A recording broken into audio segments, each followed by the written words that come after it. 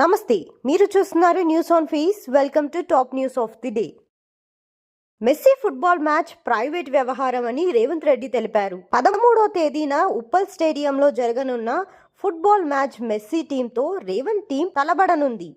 రేవంత్ రెడ్డి ఇందుకోసం ప్రాక్టీస్ చేస్తున్నారు. అయితే ఈ మ్యాచ్ పై బీఆర్ఎస్ పార్టీ అటు మీడియాలో ఇటు సోషల్ మీడియాలో తీవ్ర ఆరోపణలు చేస్తుంది. ప్రజాధనం 100 కోట్లు ఖర్చు పెడుతున్నారని ఆరోపణలు చేస్తుంది. స్టేడియంను నాశనం చేస్తున్నారని కూడా అంటున్నారు. అయితే ఢిల్లీ పర్యటనలో మీడియాతో ఇష్టగోష్ఠిగా మాట్లాడిన రేవంత్ రెడ్డి ఈ వ్యాఖ్యలను ఖండించారు.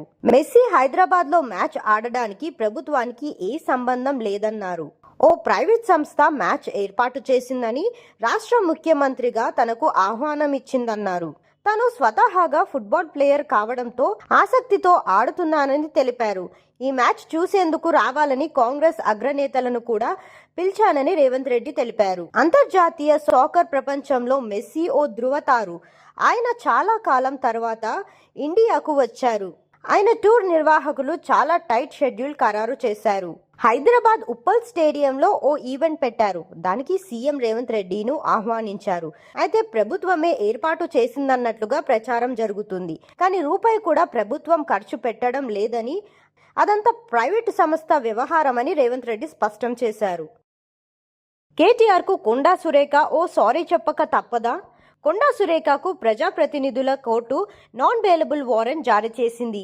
రాజకీయ విమర్శలు చేయడానికి బదులు నాగార్జున కుటుంబంలోని వ్యక్తులకు కేటీఆర్కు అభ్యంతరకర సంబంధాలు అంటగట్టి చేసిన ఆరోపణలపై కేటీఆర్ 100 కోట్లకు పరువు నష్టం పిటిషన్లు దాఖలు చేశారు. ఆ పిటిషన్పై కోర్టు విచారణ జరుపుతుంది. కేటీఆర్ వైపు నుంచి సాక్షుల నమోదు ప్రారంభమైంది. కోర్టుకు హాజరు కావాల్సి ఉన్న కొండా సురేఖ హాజరు కావడం లేదు. దీంతో కోర్టు నాన్ బెయిలబుల్ వారెంట్ జారీ చేసి వచ్చే ఏడాది ఫిబ్రవరి 5వ తేదీకి తదుపరి విచారణను వాయిదా వేసింది. ఇలాంటి కేసు ముందుగా నాగార్జున దాఖలు చేశారు. ఆయన కూడా చాలా సీరియస్ గా కోర్టులో ప్రొసీజర్ ప్రకారం అన్ని సాక్షులు ఇప్పించారు. అయితే ఏం జరిగిందో ఏమో కానీ కొండా సురేఖ ఓ అర్ధరాత్రి క్షమాపణలు చెబుతూ ట్వీట్ చేశారు.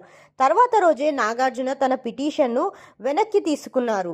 ఆమె చెప్పిన క్షమాపణలతో సంతృప్తి చెందారు. కానీ కొండా సురేఖ కేటీఆర్ కు మాత్రం ఎలాంటి క్షమాపణలు చెప్పలేదు, అలాంటి ఆలోచన కూడా చేయలేదు. దాంతో ఆ కేసు కొనసాగుతోంది. కొండా సురేఖ చేసినవి రాజకీయ విమర్శలు కావు, అభ్యంతరకర వ్యాఖ్యలు. 2 కుటుంబాల్లోని మహిళలను అవమానపరిచే మాటలు. ఆ మాటల వల్ల ఆయా కుటుంబాలపై సోషల్ మీడియాలో ఎన్నో రకాలుగా చర్చలు జరిగాయి. మహిళా మంత్రిగా కొండా సురేఖ చేయాల్సిన వ్యాఖ్యలు కాదని అందరూ అభిప్రాయం వ్యక్తం చేశారు. అయితే నాగార్జునకు సారీ చెప్పిన కొండా సురేఖ కేటీఆర్ విషయంలో మాత్రం న్యాయపరంగానే తేల్చుకుందామని అనుకుంటున్నారు. నేడు విశాఖకు CM Chandrababu Naidu. AP CM Chandrababu Naidu నేడు విశాఖకు పర్యటించనున్నారు. ప్రముఖ ఐటీ కంపెనీ కాగ్నిజెంట్ శాశ్వత క్యాంపస్ నిర్మాణానికి పలు ఐటీ కంపెనీలకు సీఎం చంద్రబాబు నాయుడు, మంత్రి నారా లోకేష్ శంకుస్థాపన చేయనున్నారు. పాపులపాడ ఐటీ హాల్లో కాగ్నిజెంట్ సంస్థ నిర్మాణానికి 21.31 ఎకరాలను కేటాయించారు. 3 దశలో 1583 కోట్లతో ఈ కంపెనీని నిర్మించనున్నారు. అనంతరం విశాఖలో జరగనున్న ఎకనామిక్ రీజియన్ సమావేశంలో సీఎం చంద్రబాబు నాయుడు పాల్గొంటారు.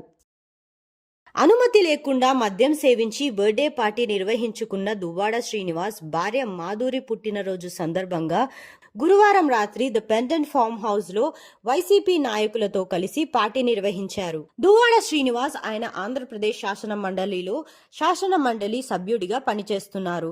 ఆయన వైఎస్ఆర్ పార్టీకి చెందినవారు. 2024లో తన కుటుంబాన్ని విడిచిపెట్టి దువ్వాడ శ్రీనివాస్ మాధురిని పెళ్లి చేసుకున్నారు. దువ్వాడ మాధురితో డిసెంబర్ 11వ తేదీన మాధురి బర్త్డే వేడుకను ఘనంగా చేయాలని ద పెండెంట్ హాల్ ని బుక్ చేసుకొని వచ్చారు.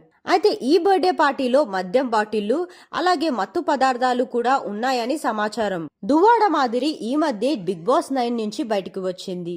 అయితే ఈ పార్టీ జరుపుకుంటున్న సమయంలో ఎస్ఓటి పోలీసులు సంయుక్తంగా బర్త్డే జరుపుకుంటున్న ఫామ్ హౌస్ పై దాడులు నిర్వహించి బర్త్డే పార్టీని భగ్నం చేశారు. వారి నుంచి భారీగా మద్యం స్వాధీనం చేసుకున్నారు. స్థానిక పోలీసులకు, ఎస్ఓటి పోలీసులకు అందిన పక్కా సమాచారంతో ఫామ్ హౌస్ పై సంయుక్తంగా దాడి చేసి బర్త్డే పార్టీని భగ్నం చేశారు.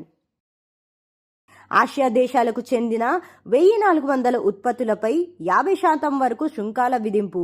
వచ్చే జనవరి నుంచి అమల్లోకి రానున్న అధిక సుంకాలు చైనా, భారత్, దక్షిణ కొరియా, థాయిలాండ్, ఇండోనేషియా ఉత్పత్తులపై సుంకాలు, దిగుమతి వస్తువులపై మెక్సికో కూడా అమెరికా బాటల్లో పయనిస్తుంది. చైనా, భారత్ సహా పలు ఆసియా దేశాలకు చెందిన దాదాపు 1400 ఉత్పత్తులపై 50% వరకు సుంకాల విధింపులకు అక్కడి సెనెట్ ఆమోదం తెలిపింది. వచ్చే జనవరి నుంచి అధిక సుంకాలు అమల్లోకి రానున్నాయి. చైనా, భారత్ తో పాటు దక్షిణ కొరియా, థాయిలాండ్, ఇండోనేషియా సహా స్వేచ్ఛా వాణిజ్యం ఒప్పందం లేని ఇతర ఆసియా దేశాల నుంచి దిగుమతి చేసుకునే ఆటోమొబైల్స్, విడి భాగాలు, టెక్స్టైల్స్, దుస్తులు, ప్లాస్టిక్, స్టీలు తదితర వస్తువులపై సుంకాలు పెంచాలని మెక్సికో ప్రభుత్వం ప్రకటించింది. ఆ దేశ ఆర్థిక మంత్రి సెప్టెంబర్లోనే ఇందుకు సంబంధించిన బిల్లులను ప్రవేశపెట్టారు.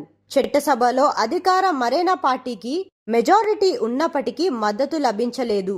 తాజాగా మద్దతు లభించడం గమనార్హం. అధిక సుంకాల విధింపులకు సెనెట్ ఆమోదం తెలపడంపై అధ్యక్షురాలు క్లాడియా షిన్బామ్ స్పందించారు. దేశీయ ఉత్పత్తి పెంచడం, చైనాతో వాణిజ్య సమతుల్యత సమస్యలను పరిష్కరించే లక్ష్యంతో అధిక సుంకాల విధింపు నిర్ణయం తీసుకున్నట్లు క్లాడియా తెలిపారు. అమెరికాను బుజ్జగించే ప్రయత్నంలో భాగంగా క్లాడియా ప్రభుత్వం అధిక సుంకాలను విధించి ఉంటుందని అంతర్జాతీయ మార్కెట్ నిపుణులు అభిప్రాయపడుతున్నారు.